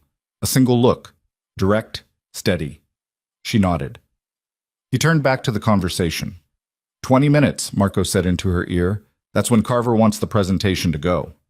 20 minutes, she said. She moved into the room. She was halfway across the floor, threading between clusters of people with the careful deliberateness of someone navigating a space she understood to be dangerous, when she felt it. The specific quality of attention that means someone has seen you who didn't expect to see you. She turned her head. Nathan Crow was looking at her from across the room. The glass in his hand had stopped moving. His face had gone through 3 expressions in approximately 1 second: shock, calculation, and then something she could only describe as the closing of a door. And now he was looking at her with the same expression he'd used in the foyer 6 days ago. The already decided look. The look that preceded action. He moved his hand to his jacket pocket. Marco said, very quietly and very fast, "He's reaching for a phone. Arya, don't stop walking." She didn't stop walking. She kept moving, changed her angle slightly, put a cluster of people between her and Nathan's sightline, and said back without moving her lips, "He's calling someone. I know, keep moving. We need 8 more minutes. We don't have 8 minutes. We need them anyway." She kept moving. She reached the edge of the room near the east windows, close enough to Price and Fenn that she could hear the low texture of their conversation without making out words, and she stood with her back to the wall and her hands on her stomach and watched Marco move parallel to her along the other side of the room, tracking Nathan. Fenn saw her first. He looked over Price's shoulder, and his eyes found her, and he went still in a way that was completely unlike Nathan's reaction. No shock, no calculation, just the instant, cold stillness of a man who has been in this exact type of situation before and knows exactly what it means. He said something to Price. Price turned. Arya looked at Victor Price. He looked at her. He had small eyes that were set very deep, and they were doing something now that was not anger and not surprise, but something more fundamental than either. Assessment, rapid and total, the eyes of a man calculating variables. Then he looked past her, scanning the room. He was looking for the exits. "Marco," she said, "I see it. He's gonna run." "I know. Luca." And then she heard it in his voice, a fraction of tension that she'd never heard from Marco before. "Luca, Price is moving."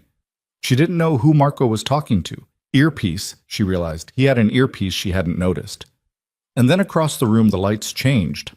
Not off, not dramatic, just the subtle shift of the presentation screens coming to life on the north wall, the ambient lighting adjusting the way it did when a venue was about to move to a formal program, and the murmur of the room changed texture as people turned toward the screens. The screens were white for a moment, then they filled. Financial records, transfer documents. The forged amendment with the fraudulent notary stamp circled in red. Shell company registrations, $8 million moving through a Cayman routing structure. Nathan Crow's signature on a promissory agreement with a Delaware entity registered to Douglas Fenn. A photograph, time-stamped, geolocated, of Victor Price's car in the driveway of the Crow estate, taken by a traffic camera 3 weeks before Arya had been thrown into the snow. The room went very quiet. And then it wasn't quiet anymore. Nathan moved first. He crossed the room in 10 seconds, not toward the exit, toward her, and his face had abandoned all the social calibration and was just the face underneath it, which was ugly with something she couldn't name and didn't want to, and he was close enough that she could see his mouth forming words before she could hear them when Marco stepped between them with the specific physical presence of someone who is not going to move. "Back up," Marco said. Nathan looked at him. At Marco's face, which was completely neutral and completely immovable. "She's my wife," Nathan said. His voice was slightly too high. "Back up," Marco said again. Nathan looked past Marco at Arya. His eyes had the quality of something that has realized it's trapped and is deciding whether to fight or negotiate and hasn't landed on an answer yet. Arya. Her name in his mouth sounded wrong now. She didn't know why she'd expected otherwise. "Whatever you think you've, Mr. Crow." The voice came from behind him. He turned. The woman standing there was in her early 40s, dark hair, civilian clothes. Nothing about her looked official until you saw her hand moving toward her hip and the 2 men flanking her in similar civilian clothes with the same posture of people who have had authority for long enough that it lives in the body. "My name is Agent Carver," the woman said. "I need you to come with me." Nathan looked at her.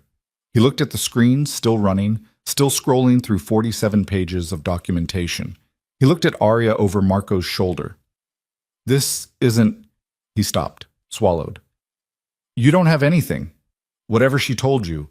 "Mr. Crow," Carver said with the patient finality of someone who has done this many times and is not interested in the opening arguments. "Come with me now, or this becomes significantly more complicated for you."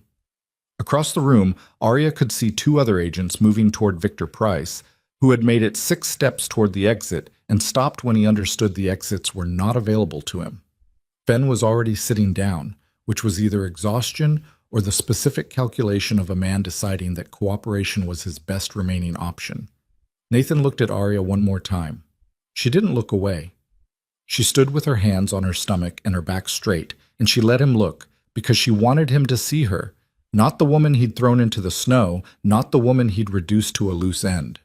The woman standing in a green dress in a room full of his ruined plans. His face did something complicated. She didn't try to read it. Then Carver touched his arm and he moved, and the agents closed around him, and the 400 guests of the Harrington Tower Charity Gala were very still and very silent as the most expensive evening of February moved from social performance to federal record. Marco turned to Arya. "You okay?" "Yes," she said. Then, "No." She pressed her hands harder against her stomach. "Marco." He looked at her face, which had changed. "I think," she said carefully, "that I need Dr. Fiore." His eyes dropped to her hands. "Now?" "She's been doing this for the last 20 minutes, Arya said. "I thought it was stress, but it's—" She stopped, breathed. "It's regular, Marco. It's very regular." Marco looked at her for exactly 1 second. Then he had his phone out and was talking into it fast and low, and his other hand came up to her elbow. Steady, present, grounding. And he said, "Can you walk?" "Yes." "Then we walk. Now. Don't stop for anything." She walked. Her daughter was coming, apparently indifferent to the timing, apparently finished with waiting, apparently ready to enter a world that had just, by 47 pages and one federal agent's authority, become slightly safer than it had been 6 days ago.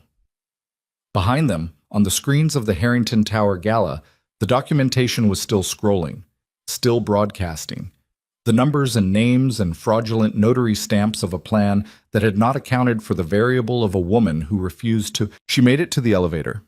That was the thing she remembered afterward. Not the gala, not Nathan's face, not the screen still scrolling through 47 pages of someone else's greed. She remembered the elevator, the way Marco held the door and she walked in and the doors closed and the noise of the room cut off completely, and it was just the two of them in a mirrored box descending 42 floors while her body did what it had been building toward for 8 months. The contraction hit at the 29th floor.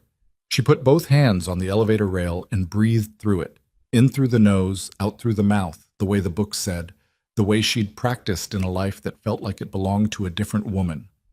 And Marco stood beside her with his hand flat on her back and said nothing, which was the correct thing to do. "How far apart?" he said when it passed. 7 minutes, maybe 6. "Fiore's at the manor. 12 minutes. Okay. Can you, I said okay, she said. Not sharp, just definitive. The lobby doors opened and the cold hit them, and Marco's car was already at the curb because someone had called ahead. Luca, she thought, or whoever Luca had stationed in the lobby. And she got in, and Marco drove, and she sat in the back seat with her hands on her stomach and watched the city move past the window. Chicago, at night in February. The lake invisible beyond the lights but present. You could feel it, the weight of that much water that closed, the way it changed the air. She'd lived in this city for 3 years and never once felt it the way she felt it now. The specific substance of a place when you understand you almost didn't make it back to it. Another contraction at the on-ramp. She breathed through it. "Marco," she said when it passed. "Yeah." "The agent, Carver. She has everything she needs?" "She has the USB and the originals Sandra filed. She has Fen, who started talking before they got him to the car." He glanced at her in the rear view. "Fen talks when he's scared. He's very scared." "And Price?" "Lawyers. He won't talk tonight. But Carver says she doesn't need him to talk tonight." "Nathan." Marco was quiet for a moment. Nathan tried to say it was all Fen, that he didn't know about the amendment, didn't know about the reroute, didn't know about anything. He paused. "Carver has the promissory agreement with his signature, the one connecting him to Price's Delaware entity." "He signed it himself," Arya said. "He always signed things himself. He didn't trust anyone else to represent his interests." She watched the city. That's going to be the thing that finishes him. Usually is, Marco said. The thing that feels like control. She thought about that, about the specific irony of Nathan Crowe, a man who had spent 18 months engineering her destruction with meticulous, layered precision, being undone by a signature he'd put on a document because he didn't trust Douglas Fenn to sign it for him. The contraction came at 5 minutes this time. She stopped thinking about Nathan Crowe. Ellie came into the world at 2:47 in the morning in the East Wing medical suite of Moretti Manor, delivered by Dr. Fiore with the focused competence of a man who had seen many things and remained unrattled by most of them. The labor was 7 hours. There were complications with positioning that required Fiore to make 2 decisions in quick succession that he made without consulting Arya because there wasn't time. And she trusted him because she had no other option, and also because she'd learned something in the last week about the particular value of people who simply did what needed to be done without narrating it. At one point, during the hardest hour, Arya said through her teeth, "Talk to me about something." Fiore said, "What would you like to discuss?" "Anything." He talked about his first year of medical school, which had been in Rome, and the professor who had failed him on his first practical examination and whom he had spent the subsequent 40 years either despising or being grateful to depending on his mood. He talked in the even, deliberate cadence of a man who had understood that the voice was the thing, not the words, the voice. And Arya concentrated on it and breathed and did the work her body was demanding. Marco was in the corridor. She knew this without being told. She'd heard his footsteps once, pacing, and then not pacing, and then pacing again, and it had been useful. That sound, that small evidence of someone else's restlessness on her behalf.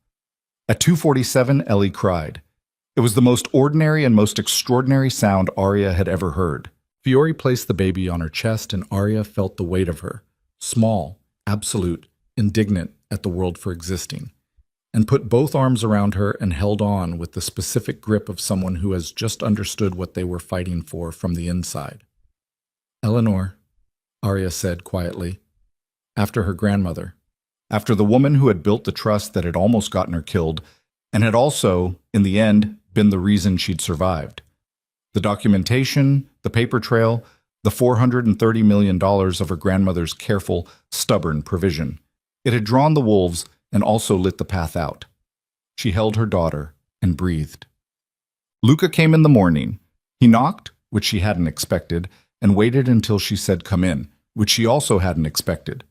He was in the kind of casual clothes that still looked like they'd been selected deliberately, dark, precise, and he had 2 cups of coffee and a particular quality of carefulness in his posture, the carefulness of a man walking into a room where the variables are different now. He set 1 coffee on the bedside table and sat in the chair, the one that had held Marco and then held him and had become over the course of a week the geographic center of every difficult conversation she'd had in this house. Ellie was asleep in the bassinet Fiore had produced from somewhere.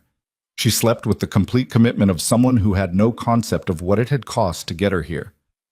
"She's healthy," Luca said. Not a question. He would have already asked Fiore. "She's healthy." Arya took the coffee.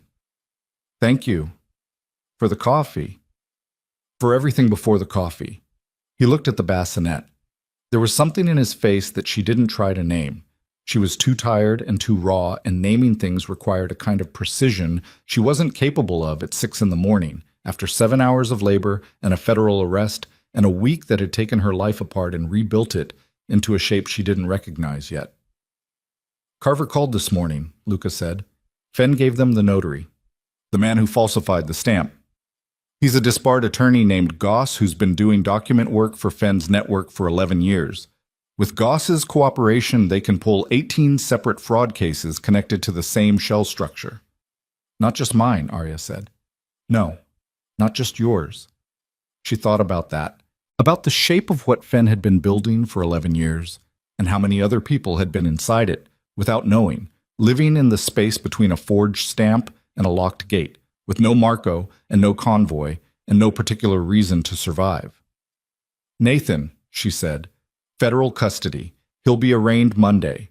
Carver says the promissory agreement with Price is the primary instrument.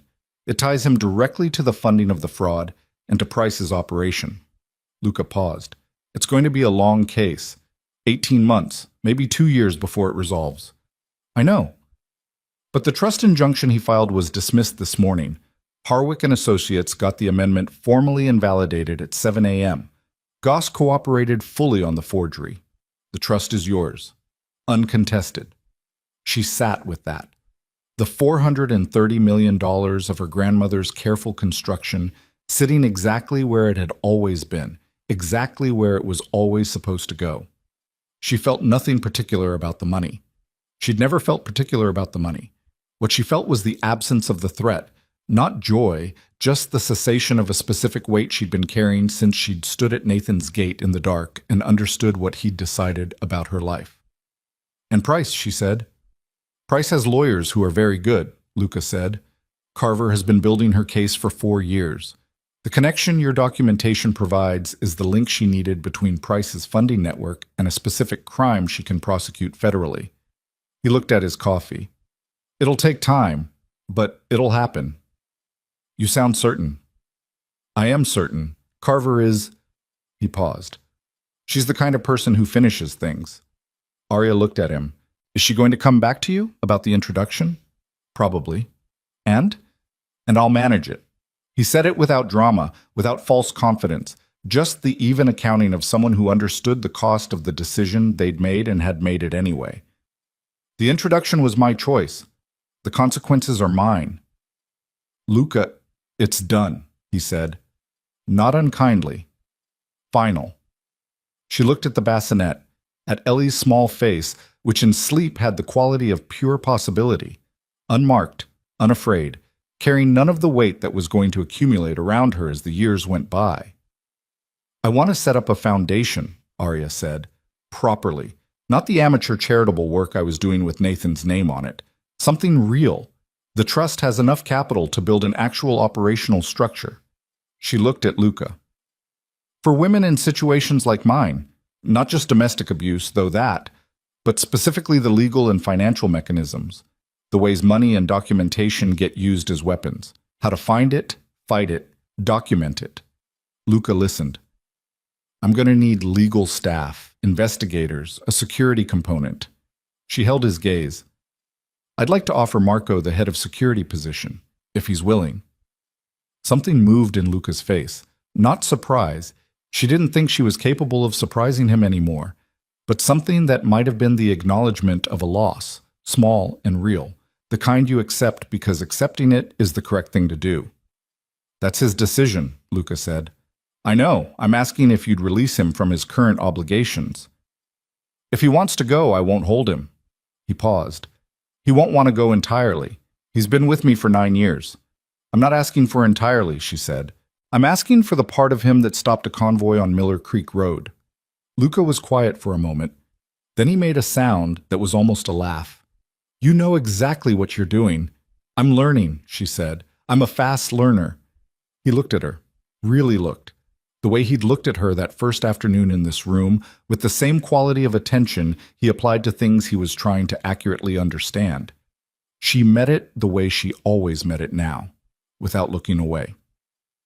You're going to be fine, he said. It wasn't a compliment. It was an assessment, and she took it as one. Bob, Marco said yes. He said it the way he said most things, simply, without preamble, sitting across from her in the study that had become their operational center over the course of a week. She made the offer. He was quiet for a moment. Then he said yes. You're sure? She said. I just said yes. It's a significant change. Most good things are. She looked at him. He looked back. There was something between them that wasn't romantic, and wasn't quite friendship, and wasn't anything she had an existing word for. The specific bond that forms between people who have been in a dangerous place together and have come out the other side still breathing, still upright, still capable of sitting in a room together without flinching. I'll need you to build it from scratch, she said. I don't know the security requirements for a nonprofit operation. I don't know what we need or how to get it. I know what you need, he said. I've been thinking about it. She looked at him. Since when? Since you told Luca you wanted to do this. He said it without self-consciousness. I thought you were serious, so I started thinking about it. She had no response to that. She wrote his name at the top of the organizational chart she'd been building on a fresh legal pad. The arraignment happened on Monday. Arya did not go.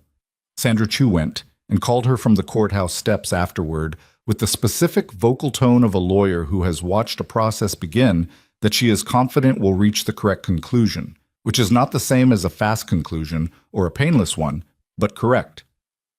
Nathan had entered not guilty pleas on all counts. There were 11 counts. Bennett entered guilty pleas on 4 counts as part of a cooperation agreement and was expected to testify. Goss, the disbarred attorney, had already provided a complete written statement. Victor Price remained in federal custody pending a bail hearing that his lawyers were already fighting in 3 different courts simultaneously. "It's going to be 2 years," Sandra said. "Maybe more." "I know," Arya said. "Are you prepared for that?" She was sitting in the East Wing room with Ellie asleep against her chest, the small weight of her daughter's breathing steady and rhythmic and present. Outside the window, the February light was doing what February light did. Pale, honest, no warmth in it, but light nonetheless.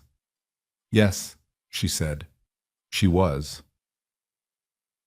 Quit. She stayed at Moretti Manor for 3 more weeks. It was practical at first. Fiore's postpartum monitoring, the security question, the ongoing federal case that required her physical safety to be certain rather than assumed. And then it became something else, gradually, the way the shift happened in houses where people have been through something together. The manor stopped being a place she was staying and became a place she was leaving, and those were different things. Luca was there most evenings. They ate dinner sometimes, not formally, not the performance of formal, just food at the kitchen table or in the study, with Ellie in whatever arrangement was working that particular hour. They talked about the foundation, about the case, about the city and its specific mechanics, about things that had nothing to do with any of it. Books he'd read, a city in Portugal he'd been to once, the particular way Chicago behaved in the weeks before spring when the cold was still real, but the light had changed. She learned him. Not completely. She was not naive enough to think she had access to all of it. The 9 years with Marco, the decisions that had built the organization, and the decisions that sustained it, the shape of the man before the man she'd met in a crisis. But she learned the parts he offered, and she offered parts in return, and it accumulated the way things accumulate when there's no pressure on them to become something specific. One evening, about 2 weeks in, she said, "I know what you are." He looked up from the papers he was reading. Ellie was asleep in the next room, 4 feet away, the door open. "I know what the organization does. I know where the money comes from." She held his gaze. "I'm not asking you to explain it or defend it. I'm not in a position to judge it, honestly. I married a man who tried to have me killed, and I didn't see it for 18 months. My read on people has some documented failures." He looked at her. Something moved in his face that wasn't quite amusement and wasn't quite something else. "I'm telling you that I know," she said, "and I'm still here, and I want to be clear about the reason I'm still here, which is not gratitude and not fear and not dependency." "What is it?" he said. "I'm still here because you stopped a car on a dark road for a person you didn't know, and you had no reason to help." She looked at him steadily. "And then you helped anyway, and you kept helping even when it cost you things.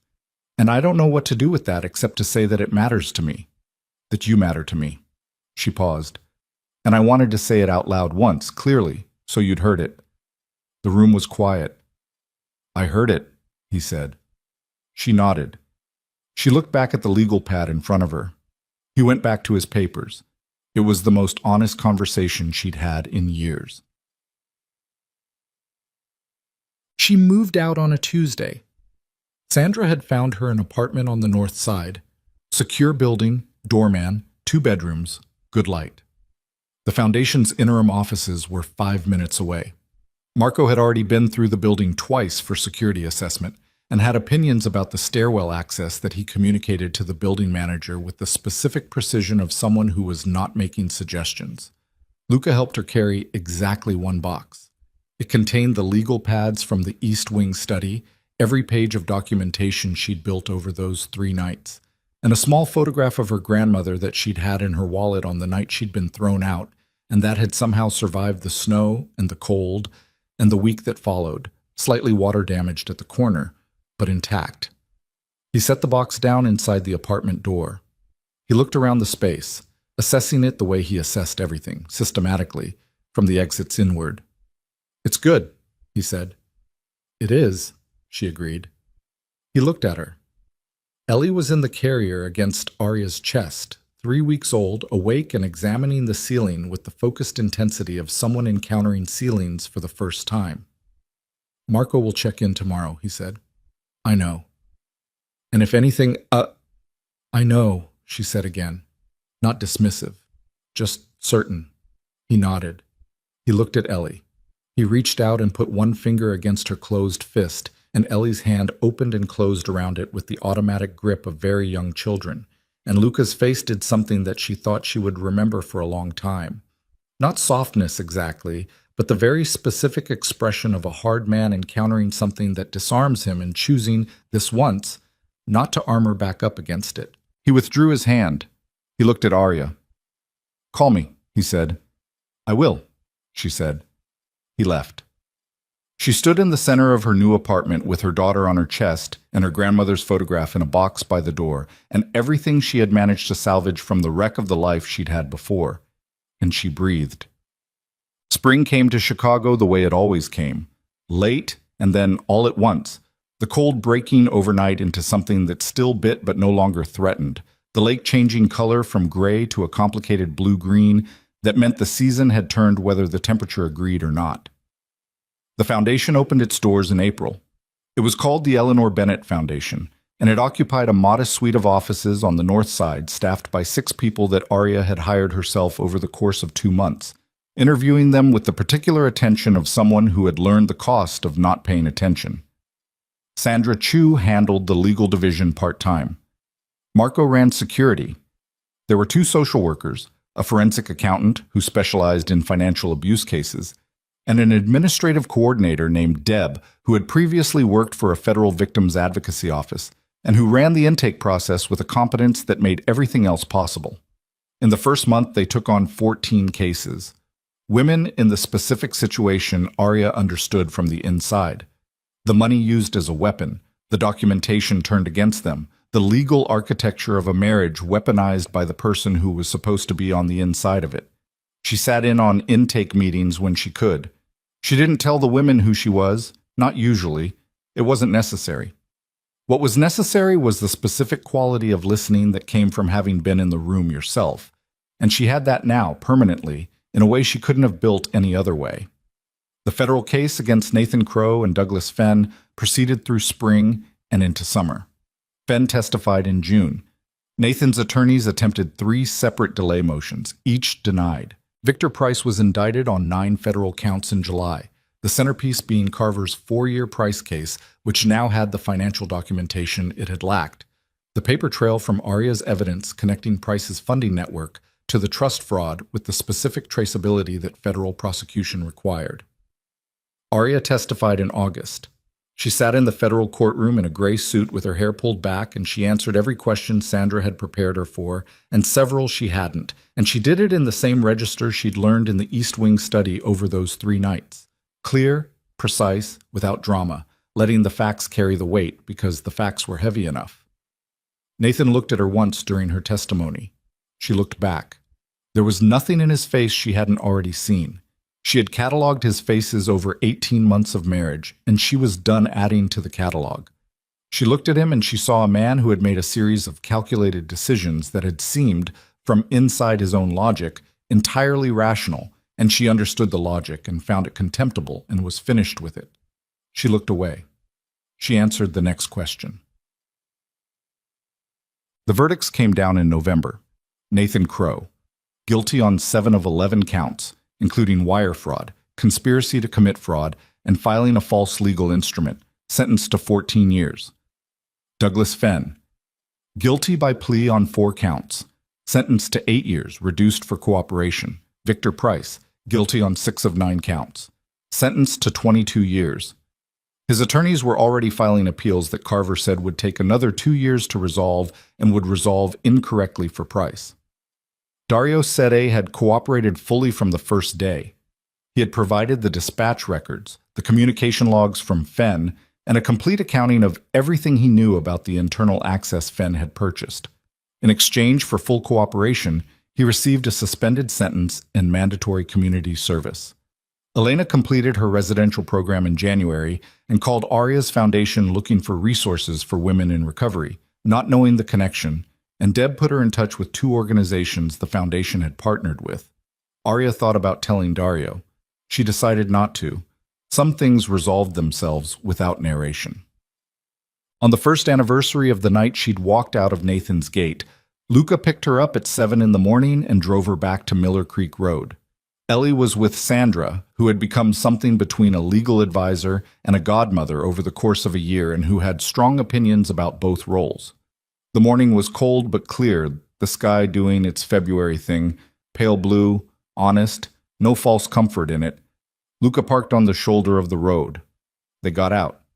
The road was the same road, Mako, guardrail, dark trees, the Crow estate, visible through the bare branches as a set of roof lines she no longer thought about with any particular intensity. The estate had been seized as part of the asset recovery connected to Nathan's fraud conviction. It would be sold at federal auction in the spring. They stood on the road. The cold was real but manageable. Everything was cold and manageable now. He reached into his coat pocket and she thought he was reaching for his phone, and then he wasn't, and she understood what was happening approximately 2 seconds before he was on one knee, which was 2 seconds less than she would have liked to compose herself, but apparently sufficient because she didn't fall apart. She looked at him. At the face she'd been learning for a year, which still kept things and still had rooms she hadn't entered and probably never would, but which in this moment was doing the rare thing she'd seen it do before, declining to armor up, choosing, deliberately and with full awareness of the cost, to be visible. "I'm not a simple proposition," he said. He said it plain without trying to make it charming. It wasn't a speech, it was information. "You know what I am, what the organization is. That doesn't change." "I know," she said. "I'm asking anyway." She looked at him for a long moment. At the road. At the place where she had fallen and not gotten up, and the place where a convoy had stopped because one man had looked out the window. At the year that had grown out of that stop. The foundation, the cases, Ellie, the dinners at the kitchen table, the things she'd said out loud that she'd meant. She thought about what her grandmother would have said, Eleanor Bennett, who had built a trust that had survived every attempt to take it apart, who had documented everything because she understood that documentation was the only thing that outlasted people's intentions. She thought Eleanor would have had opinions about Luca Moretti that she would have expressed directly and without softening, and that after expressing them she would have watched very carefully and then probably said something tart and accurate about the specific value of people who showed up. "Yes," Aria said. He stood. He put the ring on her finger. It was not ostentatious. It was exactly the right weight. They stood on Miller Creek Road in the February morning, and she could feel her own heartbeat in her hands and the cold in her face and the specific texture of the ground under her feet, which were in boots this time. Good boots. Her own. She thought about the woman who had stood on this road a year ago. The barefoot girl in the silk nightgown with nothing and no one, collapsing into the snow with her hands on her stomach and her eyes closing and the cold moving into her like something that intended to stay. She thought about her daughter, about the 14 cases from April in the 41 the foundation was carrying now, and the forensic accountant who had found 3 fraudulent amendments in 5 months across different clients' estates, the specific shape of Fenn's architecture recurring because the men who designed these things recycled what worked. She thought about Marco, who was in an office 5 minutes from the foundation right now, reviewing a security protocol for their new office expansion. A man who had stopped a car on a dark road and had not, in the year since, once treated that decision as a debt she owed him. She thought about all of it, the whole weight of it, the cost and the return. She looked at the road. The girl who had fallen here was gone. That was simply true. You couldn't survive what she'd survived and remain the same specific arrangement of person.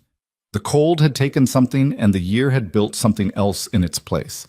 Harder, maybe in the way that healed things were sometimes harder than the original. The scar tissue that formed where the damage had been and held differently, but held. She didn't mourn the girl. The girl had been necessary. The girl had walked 2 miles and held on and made it possible for the woman to exist. That was enough.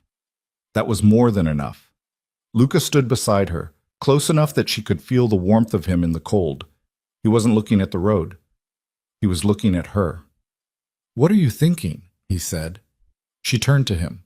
"That it's cold." He almost smiled. Didn't quite. "Take me home," she said. He did.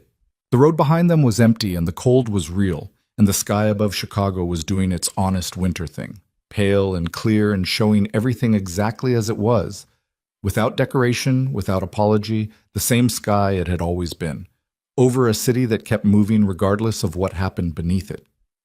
Somewhere 5 minutes north of here, a woman named Ellie Bennett Moretti, 1 year and 3 months old, was being made to eat oatmeal by a woman who was technically her legal advisor and was ignoring that designation in favor of opinions about breakfast. And Ellie was objecting in the specific vocabulary of someone who had not yet developed language but had strong feelings anyway. Somewhere in a federal facility, Nathan Crow was beginning the long, unglamorous arithmetic of consequence. Somewhere in a North Side office, Marco Russo was reviewing a security protocol and thinking about a stairwell access problem, and occasionally, not often, he was not given to occasionally, allowing himself to think about the convoy stopping on Miller Creek Road and what it had set in motion, and finding that what it had set in motion did not trouble him. And on a road that had been a place of ending and was now simply a road, two people got into a car and drove north into the city that was theirs, imperfect and complex and fully, entirely real. The end.